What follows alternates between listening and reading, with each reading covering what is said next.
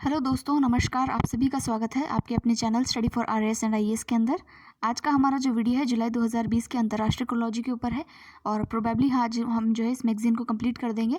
इससे पहले इसके दो पार्ट्स आ चुके हैं, part first and part second. उन दोनों का जो है आप वीडियो जो है डिस्क्रिप्शन में उसका लिंक दिया है, वहाँ से आप उसको देख सकते हैं। इस मैगजीन की पीडीएफ अगर आपको चाहिए तो आप Telegram channel study for RAS से उसको ज्वाइन जो है डाउनलोड कर सकते हैं। और ये जितने जो भी मैगजीन हम अब तक कवर करते हुए आए हैं तो वो सारी मैगजीन्स जो है current affairs point of view से काफ़ी इंपॉर्टेंट है। क्रोनोलॉजी अपने आप में एक बेस्ट मैगजीन है जो कि आपको करंट अफेयर्स का पूरा ओवरव्यू देती है। तो मंथली मैगजीन की अगर बात करें तो करंट अफेयर्स के लिए सबसे बेस्ट मैगजीन है क्रोनोलॉजी, और आपके भी जो भी आगामी एग्जाम्स हैं उसके लिए काफ़ी इंपॉर्टेंट भी है। अगर आपको कोई क्वेश्चन है या कोई क्वेरी है तो आप कमेंट सेक्शन में लिख सकते हैं, या फिर जो हमारा टेलीग्राम चैनल है स्टडी फॉर आरएएस, वहाँ पर आप जो है बता सकते हैं, या फिर मेरे को इंस्टाग्राम पे भी आप जो है फॉलो कर सकते हैं, या फिर वहाँ पर जो है अपनी प्रॉब्लम बता सकते हैं। तो चलिए आज हम स्टार्ट करते हैं। यह है आर्थिक परिदृश्य।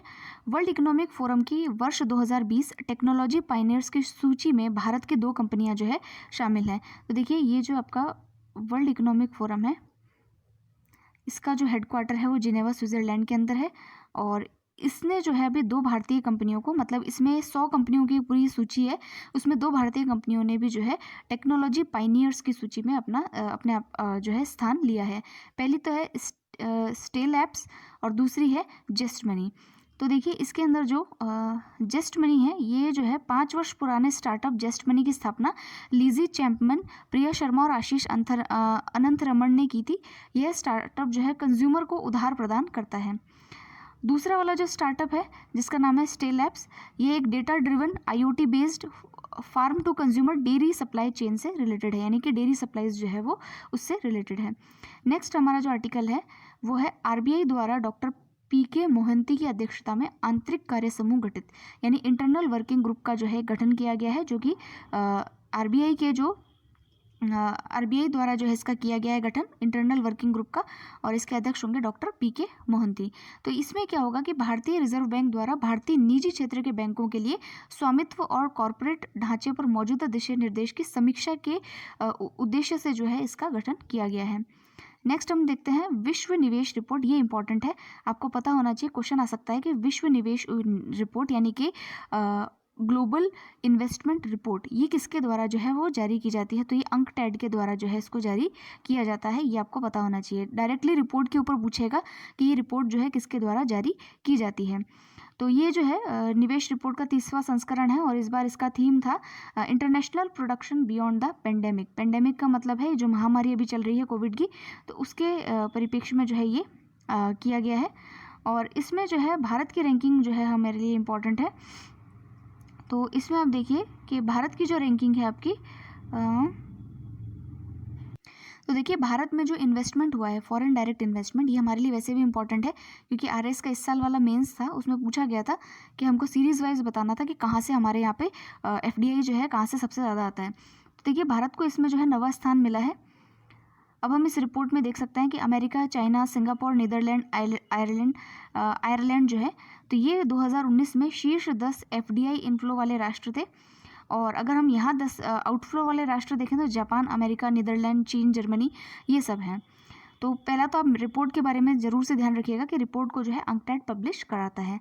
नेक्स्ट है विश्व प्रतिस्पर्धात्मक सूचकांक 2020, इसको बोलते हैं वर्ल्ड कॉम्पिटिटिवनेस इंडेक्स 2020। इसको जो है किसके द्वारा ये जारी किया गया है, तो स्विट्जरलैंड के प्रमुख business school institute for management development, इसके द्वारा जो है इसको जारी किया गया है। और इसके तहत जो 4 कारक हैं, आर्थिक प्रदर्शन, सरकारी दक्षता और व्यापार दक्षता, बुनियादी ढांचा जिसको इंफ्रास्ट्रक्चर कहते हैं, ये सारे इसके सूचकांक हैं।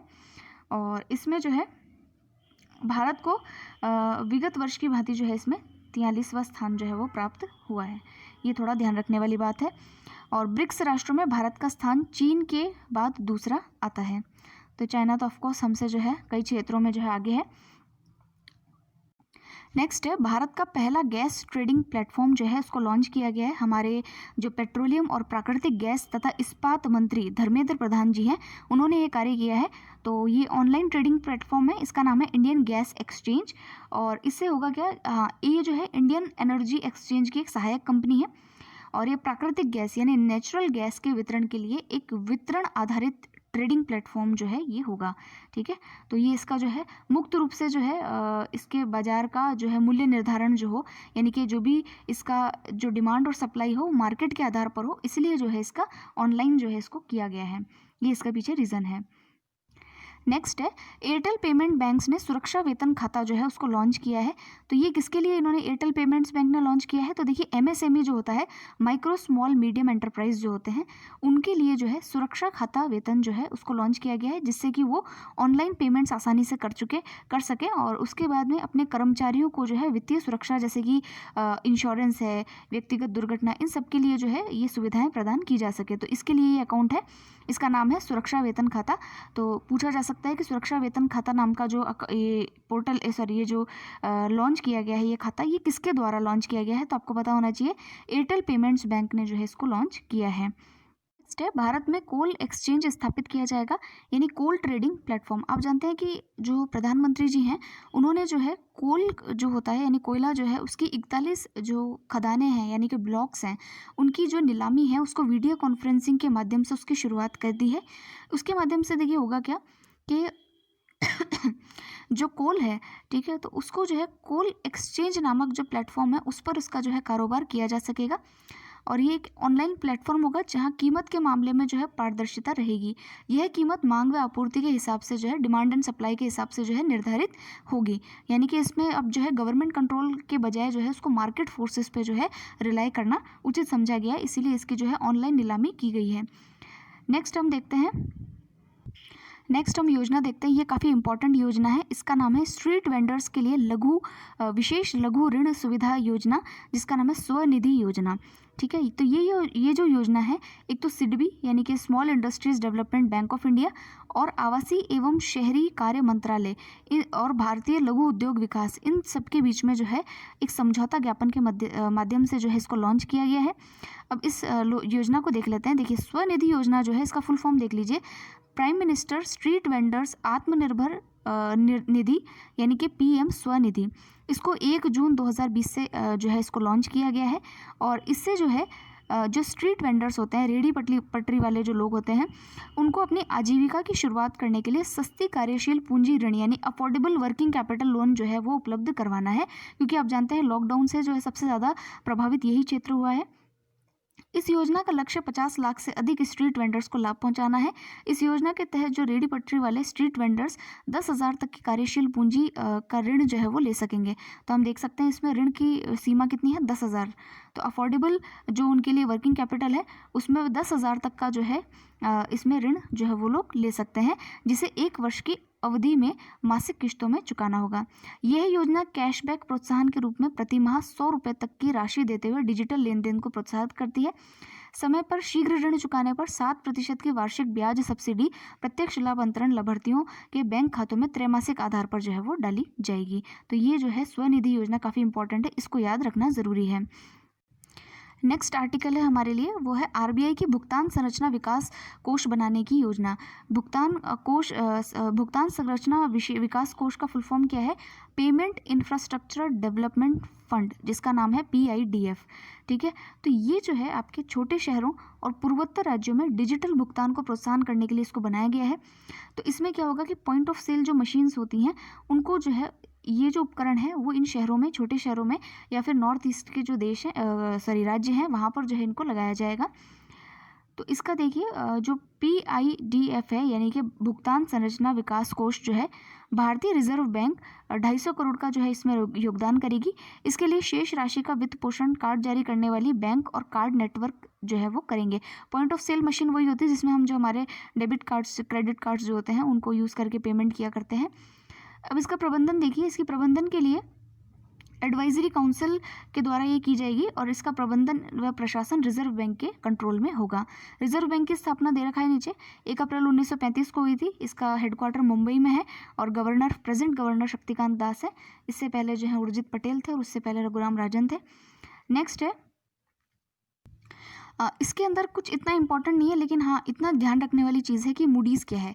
तो देखिए ये जो है विदेशी क्रेडिट रेटिंग एजेंसीज होती हैं, ये हर देश की जो इकोनॉमी होती है उसका क्या स्तर है उसके आधार पर जो है उसको रैंक देती हैं, उस रैंकिंग के आधार पर जो वहाँ के इन्वेस्टर्स होते हैं यानी कि निवेशकर्ता होते हैं, उनको आइडिया लगता है कि भाई इस कंट्री की रेटिंग अच्छी है तो यहाँ इन्वेस्टमेंट किया जाए, या यहाँ की रेटिंग अच्छी नहीं है तो यहाँ पर इन्वेस्टमेंट यानी निवेश ना किया जाए। तो ये इसीलिए इनकी रेटिंग्स बहुत इंपॉर्टेंट होती है। तो मूडीज़ हुआ, स्टैंडर्ड एंड पुअर्स हुआ, फिच हुआ, ये सारी रेटिंग्स एजेंसी जो है विदेशी रेटिंग एजेंसीज होती हैं। जैसे भारत की भी है, क्रिसल नाम की है, तो ये रेटिंग्स दिया करती हैं। तो भारत की जो रेटिंग है अभी मूडीज़ ने जो है Baa3 कर दी है, और इसको जो है नेगेटिव आउटलुक के रूप में देखा जा रहा है, और नेगेटिव आउटलुक बरकरार रखा है क्योंकि आप जानते हैं कि अभी जो हमारे यहाँ पर हालात हुए, इकोनॉमी की कंडीशन जो है काफ़ी ख़राब हुई, उसको देखते हुए ये रेटिंग जो है उन्होंने कम कर दी है। फिच ने भी इसलिए अपनी जो रेटिंग है वो भारत के लिए कम कर दी है। अब हम सबसे इम्पॉर्टेंट न्यूज़ आज की पढ़ने वाले हैं, वो है एमएसएमई की परिभाषा में परिवर्तन। तो आप जानते हैं कि जो ये माइक्रो, स्मॉल और मीडियम एंटरप्राइजेज हैं, इनकी जो परिभाषा है, उनको 3 जून 2020 को एक अधिसूचना जारी करके जो है इसको परिवर्तन किया गया है। जो प्रधानमंत्री है उन्होंने आत्मनिर्भर भारत अभियान के क्रियान्वयन के लिए केंद्रीय मंत्रिमंडल ने एमएसएमई की परिभाषा बदलने के प्रस्ताव को जो है मंजूरी दी है। नवीन परिभाषा देखिए कि देखिए जो सूक्ष्म उद्योग है वो कौन सा उद्योग होगा, जिसमें निवेश होगा 25 लाख और टर्नओवर होगा 10 लाख, और ये तो हो गया पुराना वाला। अब नया वाला क्या है कि जिसमें निवेश होगा आपका 1 करोड़ और टर्नओवर होगा 5 करोड़, तो उसको कहा जाएगा सूक्ष्म। लघु उद्योग कौन से होंगे, जिसमें 5 करोड़ का जो है निवेश होगा और टर्नओवर का 2 करोड़ का, ये पहले हुआ करता था, और अब कितना है 10 करोड़ और 50 करोड़। तो और जो आपका मध्यम उद्योग है उसके अंदर 50 करोड़ और 250 करोड़। तो इजी है इसको याद करना, 1 करोड़ फिर 10 करोड़ फिर 50 करोड़, ये तो हो गए निवेश, और फिर हो गया 5, 50 और 250, ये सारे करोड़ हो गए इसके टर्नओवर। तो ये परिभाषा बहुत इंपॉर्टेंट है, पूछा जा सकता है। नई परिभाषा के तहत मध्यम उद्योग जो होते हैं उसके अंदर टर्नओवर जो है उसकी सीमा कितनी कर दी गई है। तो अब आपको पुराना वाला याद नहीं रखना, 4 करोड़ याद नहीं रखना, अब आपको याद रखना है 250 करोड़। ठीक है, नेक्स्ट है हमारा एसेंशियल कमोडिटीज़ एक्ट। ये जो एक्ट है ये 1955 का एक्ट है, जिसको हम कहते हैं आवश्यक वस्तु अधिनियम। इसमें भी संशोधन किया गया है। देखिए मंत्रिमंडल ने 6.5 दशक पुराने आवश्यक वस्तु अधिनियम में संशोधन को 3 जून को मंजूरी दी है। इस संशोधन के द्वारा सरकार ने मोटे अनाज, दाल, आलू और प्याज सहित कई फसलों को इसके दायरे से जो है वो बाहर कर दिया है। तो ये जो एसेंशियल कमोडिटीज़ होती हैं, ये हम सब जानते हैं, जैसे डेयरी प्रोडक्ट्स हो गए, अपने खाने वाले अनाज हो गए, ये सब क्या है एसेंशियल प्रोडक्ट्स हैं। इनकी होर्डिंग ना हो सके यानी कि इनकी जमाखोरी ना हो सके, इसके लिए ये एक्ट जो है ये लाया गया था पहले। तो उक्त वस्तु को आवश्यक वस्तु अधिनियम से बाहर रखे जाने से इन वस्तुओं का व्यापार मुक्त तरीके से किया जा सकेगा, और किसानों की आय बढ़ाने में भी जो इससे जो है उनको सहायता मिलेगी। आश्वासन और कृषि सेवा अध्यादेश 2020, आश्वासन और कृषि सेवा अध्यादेश 2020 पर किसान सशक्तिकरण और समझौते, ठीक है, ये भी जो है इस ऑर्डिनेंस को भी जो है मंजूरी दी गई है। ये अध्यादेश आप जानते हैं ऑर्डिनेंस होता है, इसको राष्ट्रपति के द्वारा जारी किया जाता है। इसको भारतीय संविधान का अनुच्छेद 1, 2, 3 जो है उसके तहत पावर है राष्ट्रपति को कि जब संसद का सत्र जब है सत्र में नहीं होती है संसद, तब वो जो है ऑर्डिनेंस पास करके किसी भी एक्ट को जो है वो अधिनियम को लागू कर सकती है, उसको अध्यादेश कहते हैं। तो देखिए यह अध्यादेश किसानों को एग्रीगेटर, प्रोसेसर, निर्यातक और बड़े खुदरा विक्रेताओं से जुड़ने की अनुमति देता है। इससे किसानों को अपनी आय बढ़ाने में जो है वो मदद मिलेगी। दूसरा अध्यादेश, ये अध्यादेश जो है ना, हमने जुलाई के बाद में सितंबर या अक्टूबर की जो क्रोनोलॉजी है जो हमने रिसेंटली अभी कवर किया, अक्टूबर वाली क्रोनोलॉजी, उसमें हमने इसको कवर किया है। और इन्हीं अध्यादेशों का जो है अभी किसान जो है वो विरोध कर रहे हैं। उस विरोध की बातों का अगर मैं थोड़ा सा आपको बताना चाहूँ तो ये तीनों ही आप देख सकते हैं यहाँ पर। इन बिल्स के थोड़ा से नाम हम ध्यान में रखेंगे कि कौन कौन से ऑर्डिनेंस पास किए हैं। जैसे कि है the farming produce trade and commerce promotion and facilitation और ऑर्डिनेंस, और उसके अलावा है आपका है एक और है, इन्होंने लिखा नहीं क्या। तो इनके तहत ये देखिए क्या होता है कि जो फार्मर होता है वो अपनी जितनी भी उपज होती है उसको या तो वो मार्केट में सेल कर सकता है या फिर वो मंडी में सेल करता है। ठीक है, तो मार्केट में जब वो सेल करता है तो उसके पास में एक लिमिट होती है, कम लिमिट वाली चीज़ों को ही मार्केट में सेल किया जाता है। लेकिन उसका प्रोडक्शन अगर ज़्यादा होता है तो उसको एपीएमसी मंडी जो होती है वहीं उसको सेल करना पड़ता है। एपीएमसी मंडी में दिक्कत क्या है कि जो किसान होता है उसकी फसल जो होती है उसका जो मूल्य होता है वो वहाँ पर बोली लग के तय होता है। तो जब बोली लगती है तो उसमें कार्टेल फॉर्म कर लेते हैं, ये जो बोली लगाने वाले होते हैं आड़तिए जिनको कहते हैं, ये कार्टेल फॉर्म कर लेते हैं। कार्टेल का अर्थ ये होता है कि किसान को एक ही भाव देते हैं, तो फिर वो सोचता है कि अब मैं इसको वापस घर ले जाऊँगा तो ट्रांसपोर्टेशन का चार्ज एक्स्ट्रा लगेगा, तो वो उसको औने पौने दामों पर उसको बेच देता है। इन सब से बचने के लिए सरकार ने MSP जारी करी थी, मिनिमम सपोर्ट प्राइस, जो कि 22 जो फसलें हैं उसके ऊपर जारी की जाती है। तो MSP जो होता है वो क्या करता है, सरकार के द्वारा एक मिनिमम प्राइस दिया जाता है किसानों को, जिससे कि जो है उनका शोषण ना हो सके, उनका कॉस्ट जो है वो निकल सके। लेकिन अब इसका भी बैड इफेक्ट हुआ। बैड इफेक्ट क्या हुआ कि जो कार्टेल वाले जो वहाँ पर आड़ती हैं वो MSP के से आगे उनको कीमत ही नहीं देते, तो किसानों का वैसे भी फ़ायदा नहीं होता। तो अभी जो ये अध्यादेश लाए गए हैं, ये अध्यादेश ऐसे करते हैं कि भाई किसान जो है, ये जो मंडियां हैं, इन मंडियों को जो है ख़त्म कर दिया जाएगा। किसान डायरेक्टली जो है, जैसे मान लो अभी शक्ति बोग आटा वाला है, तो उससे डायरेक्टली कांटेक्ट कर सकेगा और डायरेक्टली उसको अपनी सेल जो है वो अपना प्रोडक्ट जो है वो डायरेक्टली बेच सकेगा। यानी कि अभी ये जो है 3 जगह इनके लिए खोल देंगे, 3 मार्केट खोल देंगे किसानों के लिए, फार्मर्स के लिए 3 मार्केट खोल देंगे। एक तो लोकल मार्केट जिसमें किसान बेचता ही है, एक APMC मंडीज, इनको बंद नहीं किया जाएगा, और तीसरा है हमारा जो कि जो कॉरपोरेट्स हैं या जो कंपनियां हैं, ठीक है, वो इनके सामान को डायरेक्टली इनसे कॉन्ट्रैक्ट कर सकेगी। अब किसान की प्रॉब्लम क्या है, किसान की दिक्कत देखिए ये है, किसान कहता है कि जब APMC मंडी जो है, पहले तो हमको क्या करेंगे, जो कंपनी वाले हैं ये हमको सस्ते दामों पे जो है सामान हमारा महंगे दामों पर जो है हमारा सामान खरीद लेंगे। जैसे ही APMC मंडियाँ ख़त्म होने लगेंगी, तब ये अपना दाम जो है वो कम कर देंगे, गिरा देंगे, ठीक है। इससे हमको जो है नुकसान होगा, यानी कि यहाँ APMC मंडी में कम से कम हमको MSP तो मिलती थी, अब तो हमें MSP भी नहीं मिलेगी। तो पहली चिंता ये है। और इसमें प्रॉब्लम्स ये है कि भाई जो कॉन्ट्रैक्ट फार्मिंग है, कि किसान जो कॉन्ट्रैक्ट करेगा किसी भी कंपनी वाले से, तो उस कॉन्ट्रैक्ट के अंदर किसानों का शोषण होने का जो है चांसेस ज़्यादा हैं। क्योंकि अगर देखिए, अगर किसानों के इनके बीच में अगर कुछ गड़बड़ हो भी जाती है, तो अगर ये तो वकील करेगा बहुत महंगा वाला, और ये वकील करने की स्थिति किसान की होती नहीं है, तो फिर वो कैसे जो है उस चीज़ को मैनेज कर पाएंगे। तो यहाँ ये दिक्कत भी आ रही है। हालांकि MSP वाला सिस्टम भी जो है कुछ खास कारगर है नहीं, क्योंकि इसमें भी किसानों की आय जो है वो बढ़ नहीं रही है, और सरकार का टारगेट है कि 2020 तक जो है हमको किसानों की आय जो है दुगनी करनी थी।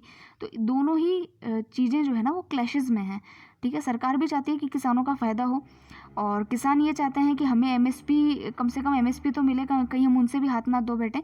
तो दोनों ही आशंकाओं में चल रहा है। तो अब देखते हैं इसका जो है क्या निराकरण होता है, उसको अब देखने वाली चीज़ है।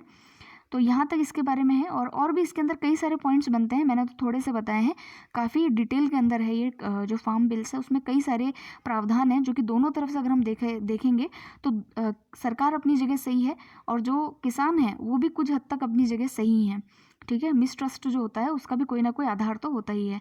तो दोनों ही बातें हैं, तो उसके ऊपर कभी विस्तार से चर्चा की जाएगी। फिलहाल हम आगे चलते हैं। नेक्स्ट है जो हमारी रिलायंस इंडस्ट्रीज़ है, वो $150 करोड़ का बाजार पूंजीकरण हासिल करने वाली, बाजार पूंजीकरण होता है मार्केट कैपिटलाइजेशन, उसको हासिल करने वाली पहली भारतीय कंपनी है। और इसी के साथ देखिए, सऊदी अरब की जो wealth fund public investment fund, यानी पब्लिक इन्वेस्टमेंट फंड जो कंपनी है, वो जियो प्लेटफॉर्म के अंदर जो है 11,387 करोड़ का जो है निवेश करने की घोषणा कर रही है। अब यहाँ पे देखिए, हम आ गए हैं प्रादेशिक परिदृश्य पे। तो इसका पहला आर्टिकल है, राजस्थान विधानसभा में 4 समितियों का जो है गठन किया गया है। हमारे विधानसभा के अध्यक्ष कौन है, CP जोशी जी हैं। उन्होंने 4 समितियों का गठन किया है, और इन समितियों का कार्यकाल जो है वो 31 मार्च 2021 तक रहेगा।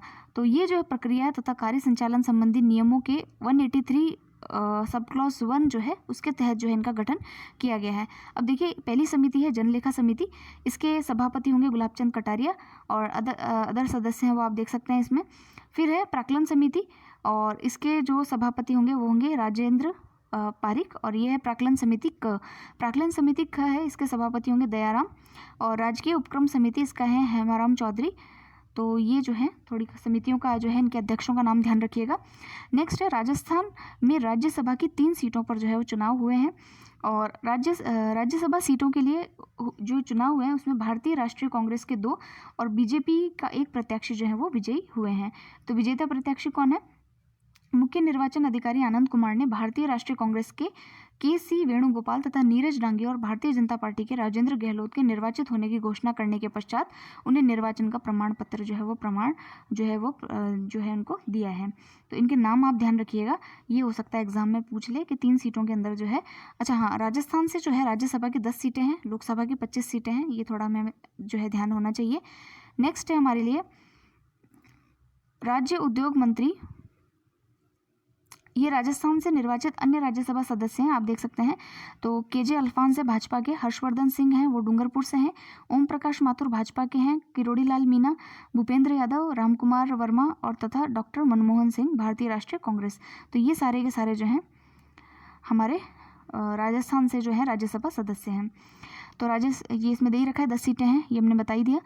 राज उद्योग मित्र पोर्टल को फ्लैगशिप योजना में शामिल किया जाएगा। तो पोर्टल का नाम याद रखिएगा और काफ़ी इंपॉर्टेंट है। मैंने बताया था जितनी भी राजस्थान की योजनाएं हों, पोर्टल हों, तो इन सबको आप अच्छे से तारीख सहित याद कर लीजिएगा, हो सकता है एग्जाम में इनसे सवाल आ जाए। राजस्थान सरकार के राज्य उद्योग मित्र पोर्टल को शीघ्र ही सरकार की फ्लैगशिप योजनाओं में सम्मिलित किया जाएगा। इस संबंध में अतिरिक्त मुख्य सचिव जो है उद्योग डॉक्टर सुबोध अग्रवाल ने 20 जून 2020 को बताया कि इस पोर्टल के प्रति उद्यमियों के रुझान को देखते हुए राज्य सरकार ने इसे फ्लैगशिप योजना में शामिल करने के साथ ही हाल ही में गठित टास्क फोर्स ने अपनी अंतरिम रिपोर्ट में इस सुविधा को बड़े उद्योगों की स्थापना के लिए लागू करने की सिफारिश की है। अन्य तथ्य क्या है कि राज्य सरकार ने उद्योग विभाग की 3 योजनाओं, राजस्थान निवेश प्रोत्साहन योजना, नई औद्योगिक नीति और मुख्यमंत्री लघु उद्यम प्रोत्साहन योजना की फ्लैगशिप योजना में इसको जो है वो शामिल किया है। राजस्थान सरकार ने उद्यमियों को राज्य उद्योग पोर्टल पर आवेदन के साथ ही एक पावती पर उद्योग लगाने की स्वायत्ता देते हुए 3 वर्ष के लिए विभिन्न स्वीकृतियों व निरीक्षण से मुक्त करने की अनुकरणीय पहल भी जो है वो की है। यानी कि राजस्थान में उद्योगों को प्रोत्साहन देने के लिए जो है ये राज्य उद्योग पोर्टल योजना जो है इसको जारी किया गया है। नेक्स्ट है राजस्थान कौशल विद्यालय तथा महाराजा गंगा सिंह विश्वविद्यालय में MOU। तो ये MOU किस चीज़ के लिए साइन किया गया है? इसका उद्देश्य है दोनों विश्वविद्यालयों के मध्य उक्त MOU कोविड-19 महामारी से उच्च तकनीकी व कौशल शिक्षा में आए गतिरोध को कम करने तथा विद्यार्थियों को शिक्षा में निरंतर जोड़कर उनके शैक्षिक व कौशल शिक्षा के उन्नयन को बनाने के लिए जो है ये MOU किया गया है। नेक्स्ट है कि हमारे जो बजट है, मुख्यमंत्री ने बजट घोषणा की अनुपालना में जयपुर के प्रताप नगर आवासीय योजना के सेक्टर 16 में लगभग 70,000 विद्यार्थियों की क्षमता वाले प्रदेश के पहले कोचिंग हब के निर्माण किए जाने की जो है वो घोषणा की है। तो इसको भी थोड़ा सा आप ध्यान में रखिएगा कि कहाँ पर ये घोषणा की है कोचिंग हब बनाने की। तो जयपुर का जो प्रताप नगर है वहाँ पर जो है इसकी घोषणा की गई है। नेक्स्ट आर्टिकल है मनरेगा के तहत श्रमिक नियोजन में राजस्थान जो है वो प्रथम है। तो राजस्थान महात्मा गांधी राष्ट्रीय ग्रामीण रोजगार गारंटी यानी मनरेगा योजना के तहत श्रमिक नियोजन में देश में प्रथम स्थान पर है। तो उप मुख्यमंत्री जो है उन्होंने बताया कि प्रदेश में मनरेगा योजना के तहत श्रमिक नियोजन प्रतिदिन 50 लाख से अधिक हो गया है, जो कि देश के किसी भी राज्य के श्रमिक नियोजन से जो है वो सर्वाधिक है। महत्वपूर्ण तथ्य देखते हैं, मनरेगा एक रोजगार गारंटी योजना है और इसको जो है मनरेगा एक्ट 2005 के तहत जो है अधिसूचित करके जारी किया गया था। इस अधिनियम को 2 फरवरी 2006 से पहले चरण में 200 जिलों में अधिसूचित किया गया था। यानी पहले जब ये योजना थी तो ये 200 जिलों में लागू थी, उसके बाद में 130 जिले और जोड़े गए। मनरेगा के अंतर्गत देश के शेष जिलों को 1 अप्रैल 2008 को अधिसूचित जो है उन जिलों को छोड़कर जहां 100% शहरी आबादी है, यानी कि जहां पर अर्बन एरियाज़ हैं, शहरी क्षेत्र हैं, उनको छोड़ करके तो जो ग्रामीण क्षेत्र है वहां पर जो है इसको 1 अप्रैल 2008 को अधिसूचित करके सभी जगह पर जो है इसको जारी कर दिया गया था। तो इसका थोड़ा सा ध्यान रखेंगे। नेक्स्ट है एक और पोर्टल आया है राज कौशल पोर्टल, ये भी याद रखिएगा। तो देखिए राज कौशल पोर्टल तो है, हालांकि हम कौशल से थोड़ा अंदाज़ा लगा सकते हैं कि ये जो है स्किल एनहांसमेंट के लिए है, स्किल डेवलपमेंट के लिए है। तो मुख्यमंत्री ने जो है राज कौशल पोर्टल तथा ऑनलाइन श्रमिक एम्प्लॉयमेंट एक्सचेंज का शुभारंभ 5 जून 2020 को किया है। राज कौशल पोर्टल तथा ऑनलाइन श्रमिक एम्प्लॉयमेंट एक्सचेंज को सूचना प्रौद्योगिकी व संचार विभाग द्वारा जो है इसको तैयार जो है वो किया गया है। सरकार की इस पहल से लॉकडाउन के बाद बेरोजगार हुए श्रमिकों को काम दिलाने तथा उद्योगों को सुगमता से श्रमिक उपलब्ध कराने में जो है वो सहायता मिलेगी। ठीक है, तो ये इंपॉर्टेंट चीज़ है इसके अंदर। और उक्त पोर्टल से में 12 लाख प्रवासी श्रमिकों के साथ ही नियोजन कार्यालय तथा भवन व अन्य सनिर्माण बोर्ड के पंजीकृत श्रमिकों वगैरह वगैरह जो आपको दिख रहे हैं प्रशिक्षित जो कुल श्रमिक हैं, तो 53 लाख के करीब जो श्रमिक हैं उनके डाटा सम्मिलित हैं और इनको रोजगार दिलाने के लिए जो है ये पोर्टल जो है वो कार्य करेगा। तो इसको थोड़ा ध्यान में रखिएगा। नेक्स्ट है राज बोर्ड का शुभारंभ। राज बोर्ड क्या है? तो देखिए राज कौशल राजस्थान श्रमिक रोजगार एक्सचेंज पोर्टल पर पंजीयन की प्रक्रिया को आर्टिफिशियल इंटेलिजेंस की सहायता से अधिक सरल व सुविधाजनक बनाने के लिए सूचना प्रौद्योगिकी एवं संचार विभाग द्वारा 23 जून 2020 को राज बोर्ड की सुविधा जो है प्रारंभ की गई थी। राज बोर्ड रोबोटिक्स पर आधारित एक चैटबोट है जो राज कौशल पर उपलब्ध डेटा के आधार पर स्वयं ही प्रश्नों को हिंदी में जारी करता है, जिनका उत्तर देते हुए श्रमिक इस सुविधा का लाभ अपने पंजीयन में उठा सकते हैं। तो ये जो है बेसिकली श्रमिकों के लिए है। नेक्स्ट है कामधेनु डेयरी योजना अंतर्गत मिलेगी 90% तक ऋण सुविधा। तो कामधेनु डेयरी योजना के अंतर्गत पशुपालन विभाग की प्रजनन नीति के अनुरूप वित्तीय वर्ष 2020-21 में सरकार द्वारा चयनित अभ्यर्थियों के माध्यम से कामधेनु डेयरी खोली जाएगी, जिसके लिए आवेदन 30 जून 2020 से निर्धारित की गई है। इस डेयरी में उच्च दुग्ध क्षमता वाली एक ही नस्ल के 30 गौवंश होंगे। इस प्रोजेक्ट की लागत राशि जो है लगभग 36 लाख जो है निर्धारित की गई है। तो योजना अंतर्गत शेष जो 90% राशि है वो बैंक लोन के माध्यम से उपलब्ध कराई जाएगी और 10% राशि जो है वो लाभार्थी को जो है वहन करनी पड़ेगी। तो ये थोड़ा सा ध्यान रखिएगा कामधेनु योजना के बारे में। जल जीवन मिशन के तहत जो है 392 करोड़ की स्वीकृति जो है वो दी गई है। जल जीवन मिशन तो आपको पता ही है कि इसके अंदर जो है देखिए यहाँ पर देखिए इसको प्रधानमंत्री नरेंद्र मोदी ने 73वें गणतंत्र दिवस के अवसर पर स्वतंत्रता दिवस के अवसर पर 15 अगस्त 2019 को जल जीवन मिशन की जो है वो घोषणा की थी। ये इंपॉर्टेंट है। और इस योजना का मुख्य लक्ष्य 2024 तक देश के सभी घरों में पाइप के माध्यम से पानी यानी नल से जल पहुंचाना है।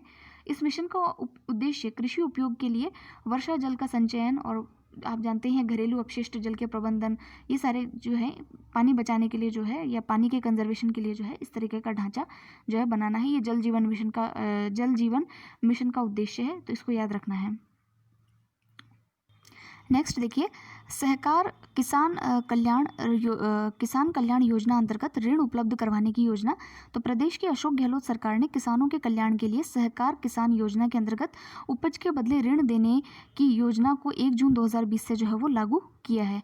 इससे होगा क्या, कृषकों को सस्ती दर पर ऋण देकर उनकी तात्कालिक वित्तीय आवश्यकताओं को पूरा किया जा सकेगा। तो इस योजना के अंतर्गत देखिए लघु और सीमांत किसानों को 1.5 लाख रुपए तक का तथा अन्य किसानों को 3 लाख रुपए तक का ऋण 3% की ब्याज दर पर ग्राम सेवा सहकारी समितियों के माध्यम से उपलब्ध करवाया जाएगा। राज्य सरकार सहकारी बैंकों सहकारी समितियों को किसान कल्याण कोष से 7% की दर से अनुदान उपलब्ध करवाएगी। किसानों को यह ऋण जो है 90 दिवस की अवधि के लिए दिया जाएगा, जिसे विशेष परिस्थितियों में 180 दिनों तक भी जो है वो बढ़ाया जा सकता है। 3 महीने के लिए ये ऋण जो है वो दिया जाएगा। नेक्स्ट है राजस्थान में बनेगा सबसे बड़ा अल्ट्रा मेगा सोलर पार्क। तो ये अल्ट्रा मेगा सोलर पार्क जो है राजस्थान में बनाने का जो है वो प्रस्ताव है। तो इसके लिए देखिए कुल 10,000 मेगावाट क्षमता का ये सोलर पार्क जो है जैसलमेर में जो है वो विकसित किया जाएगा। बस इतना ही ध्यान रखना है। नेक्स्ट है जयपुर में बनेगा विश्व का तीसरा सबसे बड़ा स्टेडियम। के चौप गांव में जो है जयपुर के जो चौप गांव है उसमें विश्व का तीसरा सबसे बड़ा स्टेडियम बनाया जाना प्रस्तावित है। और इसके अलावा सूरत के मोटेरा स्टेडियम और जबकि ऑस्ट्रेलिया के मेलबोर्न स्टेडियम की क्षमता इतनी है और उसके बाद में तीसरा हमारे यहाँ का जो है जयपुर का जो स्टेडियम है वो होगा। नेक्स्ट देखिए जो सबसे इम्पॉर्टेंट पार्ट है प्रमुख योजनाएं मेजर प्लान्स। अभी जो अभियान है या योजनाएं हैं उनको देख लेते हैं। पहली है गरीब कल्याण रोजगार अभियान। तो देखिए ये जो है निर्मला सीतारमण जो हमारी वित्त मंत्री है उन्होंने वीडियो कॉन्फ्रेंसिंग के जरिए जो है इसको जारी किया था। तो इनमें जो वो ग्रामीण मजदूर हैं जो कि आप जानते हैं कि बड़ी ही ख़राब स्थिति में उनको जो है लॉकडाउन के चलते अपने घरों को लौटना पड़ा, कुछ पैदल जा रहे थे, हमने देखा है सारे सीन्स। तो अब देखिए इसमें जो है जो प्रधानमंत्री मोदी द्वारा 20 जून 2020 को वीडियो कॉन्फ्रेंसिंग के माध्यम से बिहार के जिला खगड़िया के बेलदौर ब्लॉक के तेलीहर गांव से गरीब कल्याण रोजगार अभियान की शुरुआत की गई। यह अभियान ग्रामीण भारत में रोजगार के नए अवसर पैदा करेगा। इसके लिए संपूर्ण देश में से लॉकडाउन के दौरान घर वापस लौटने वाले 6 राज्यों के 116 जिलों के श्रमिकों का चयन किया गया है। कौन कौन से राज्य हैं? बिहार, झारखंड, उत्तर प्रदेश, मध्य प्रदेश, उड़ीसा और राजस्थान। इसलिए हमारे लिए इंपॉर्टेंट है कि राजस्थान भी इसमें इंक्लूडेड है। इस अभियान के अंतर्गत जो है 50,000 करोड़ के सार्वजनिक कार्य जो है वो कराए जाएंगे। प्रवासी श्रमिकों के लिए रोजगार के अवसर बढ़ाने पर जोर दिया जाएगा। योजना के माध्यम से जो स्थायी बुनियादी ढांचा है वो तैयार किया जाएगा और रोजगारों से श्रमिकों में आत्मसम्मान बढ़ेगा और गांव में विकास होगा। लोक संपत्ति का निर्माण भी इसके तहत करवाया जाएगा। जन कल्याणकारी कार्य कराए जाएंगे। 125 दिन के अंदर हर योजना को उसके उच्चतम स्तर पर पहुंचाया जाएगा। प्रत्येक जिले में कम से कम 25,000 श्रमिकों को काम देने का अभियान है और गाँव में आजीविका के अवसर बढ़ाने पर जो है जोर दिया जाएगा। भाई गाँव में जो लोग लौटे हैं उनको वहाँ पर भी तो काम तो चाहिए ही, तो वो काम प्रोवाइड कराने के लिए जो है ये गरीब कल्याण योजना जो है वो चलाई गई है। इसका नोडल मंत्रालय कौन सा है? तो इसके लिए जो है ग्रामीण विकास मंत्रालय जो है वो इसका नोडल मंत्रालय है, ये ध्यान में रखना है। और अन्य महत्वपूर्ण तथ्य ये छोड़िए आप, इसके बाद में आ जाइए। गरीब कल्याण योजना गरीब कल्याण रोजगार अभियान में शामिल राजस्थान के 22 जिले हैं। कौन कौन से हैं? तो पाली, उदयपुर, जालौर, सिरोही, डूंगरपुर, बांसवाड़ा, राजसमंद। तो देखिए ये तो हमारा जो राजस्थान है उसके इधर वाले, एक तो साउथ वाले ज़िले और जो है इधर ईस्ट वाले ज़िले जो है इसके अंदर शामिल हैं। लॉकडाउन के दौरान वापस लौटे प्रवासी श्रमिकों को रोजगार देने के लिए वित्त मंत्री सीतारमण ने किस योजना की जो है घोषणा की है? तो ये अब बता सकते हैं हम, तो ये है हमारा गरीब कल्याण रोजगार अभियान। नेक्स्ट है, केंद्र सरकार ने प्रवासी ग्रामीण श्रमिकों के रोजगार के लिए गरीब कल्याण रोजगार अभियान का शुभारंभ जो है वो कहाँ से किया है? तो बिहार से किया है और बिहार का खगड़िया जो है उस गांव से किया है। हाल ही में 20 जून 2020 को शुरू किए गए गरीब कल्याण रोजगार अभियान का मुख्य लाभ निम्न में से किसको मिलेगा? तो देखिए जो श्रमिक हमारे जो प्रवासी श्रमिक हैं उनको मिलेगा। तो ये हो गया। और इसमें राजस्थान के कितने जिले शामिल हैं? तो 22 जिले शामिल हैं, ये भी हमने पढ़ा। इससे संबंधित असत्य कथन बताइए। योजना का शुभारंभ बिहार से किया गया, बिल्कुल सही। बीपीएल परिवार के गरीब लोगों को योजना का लाभ मिलेगा, तो ये इसका गलत स्टेटमेंट है। तो ये जो है हमारे श्रमिकों के लिए है। नेक्स्ट है, गरीब कल्याण रोजगार अभियान से संबंधित राजस्थान से सत्य कथन बताइए। यह योजना राजस्थान सहित 6 राज्यों में संचालित होगी। तो ये वाली चीज़ तो इसके अंदर जो है सही है, 6 राज्यों के अंदर संचालित है। योजना का लाभ राजस्थान के 22 जिलों को मिलेगा, ये भी बिल्कुल सही है। तो सत्य कथन दोनों हो गए। नेक्स्ट है, गरीब कल्याण रोजगार अभियान द्वारा चयनित श्रमिक निम्न में से किस कार्य को पूरा करेंगे? तो देखिए ये जो है साफ सफाई या फिर जो है इंफ्रास्ट्रक्चर, इस तरीके के कार्यों को पूरा करेंगे। तो ये जो है आपके सी यानी कि सारे जो है इसमें ग्रामीण भारत में संरचनात्मक जो कार्य होंगे उसको जो है ये लोग पूरा करेंगे। हाँ, ये मैंने गलत बोल दिया इसको। हाँ, ये साफ सफाई और ये कार्य नहीं करेंगे, ये जो है इंफ्रास्ट्रक्चर यानी बुनियादी ढांचा बनाने का कार्य करेंगे। यानी कि गांव के अंदर जो है संरचनात्मक जो कार्य है वो इनके द्वारा किया जाएगा। रोजगार की बात है ना, तो रोजगार प्रोवाइड कैसे करेंगे? जब हम संपत्ति का कुछ ना कुछ एसेट क्रिएट करें, संपत्ति अर्जन करें, तो वो कार्य जो है इनसे करवाया जाएगा। प्रवासी श्रमिकों को रोजगार के नए अवसर सृजित करने के लिए 20 जून 2020 को बिहार से प्रारंभ योजना द्वारा कितने दिनों का रोजगार जो है वो प्रोवाइड किया जाएगा? यह भी हमने पढ़ा। तो 125 दिन का रोजगार जो है वो दिया जाएगा। गरीब कल्याण रोजगार अभियान का शुभारंभ 20 जून 2020 को बिहार राज्य के तेलीहर गांव से किया गया। इसका शुभारंभ निम्न में से किसने वीडियो कॉन्फ्रेंसिंग के माध्यम से किया है? तो इसका जो वो है ये प्रधानमंत्री जी के माध्यम से हुआ है। नेक्स्ट है, इस अभियान के लिए मुख्यमंत्री ने राष्ट्रीय स्वास्थ्य मिशन तथा यूएनएफपीए द्वारा जागरूकता फैलाने के उद्देश्य से तैयार की गई 5 मोबाइल वैन को हरी झंडी दी है। नेक्स्ट है, नेक्स्ट इंपॉर्टेंट योजना है इंदिरा रसोई योजना। तो ये देखिए राजस्थान की योजना है, इसको मुख्यमंत्री जी ने जो है लॉन्च किया है। कोविड-19 जन जागरूकता अभियान की वर्चुअल लॉन्चिंग में जो है इसका भी ऐलान किया गया है। इसके तहत 100 करोड़ खर्च किए जाएंगे और प्रदेश के जो भूखे ज़रूरतमंद लोग हैं उनको जो है रियायती दरों पर भोजन कराया जाएगा। ऐसी ही एक योजना हमारे पहले भी चलती थी, रसोई योजना, जिसका जो था अन्नपूर्णा रसोई योजना करके नाम था, वो भी चलती थी। उसी का नाम चेंज किया गया है, इंदिरा रसोई योजना किया गया है। तो इसके संबंधित जो कथन है वो पूछे हैं, इसमें क्वेश्चन पूछा है, इंदिरा रसोई योजना से संबंधित सत्य कथन बताइए। यह योजना कोविड-19 जन जागरूकता अभियान के लॉन्चिंग के अवसर पर शुरू की गई है। तो ये बिल्कुल सही है। इसके अंदर सभी बीपीएल परिवारों को मुफ्त भोजन है इसके अंदर, तो मुफ्त भोजन तो नहीं है, रियायती दरों पर भोजन है। 22 जून को मुख्यमंत्री अशोक गहलोत ने योजना की जो है वो शुरुआत की है, ये सही है। योजना का लाभ शहरी क्षेत्र के जरूरतमंद लोगों को मिलेगा, ये भी इसके अंदर बिल्कुल सही है। तो इसका आंसर हो गया डी। जन जागरूकता अभियान के तहत 22 जून को सोमवार को मुख्यमंत्री द्वारा निम्न में से शहरी जरूरतमंदों के लिए, कौन से जरूरतमंद? शहरी, उनके लिए भोजन के लिए कौन सी योजना है? तो इंदिरा गांधी रसोई योजना है। इंदिरा गांधी रसोई योजना के लिए राज्य सरकार द्वारा कौन सी वित्तीय मंजूरी की घोषणा की गई है? तो देखिए इसके लिए जो है हम 100 करोड़ रुपए जो है खर्च करेंगे, ये हमने अभी पढ़ा, ये रहा इसका ऑप्शन सी। नेक्स्ट है, हाँ, नेक्स्ट वाला जो पार्ट है पुरस्कार और सम्मान, ये हम जो इसका नेक्स्ट पार्ट करेंगे मैगजीन का, उसमें हम पूरी तरीके से कंप्लीट कर देंगे। तो मिलते हैं नेक्स्ट वीडियो में। All the very best, thank you very much.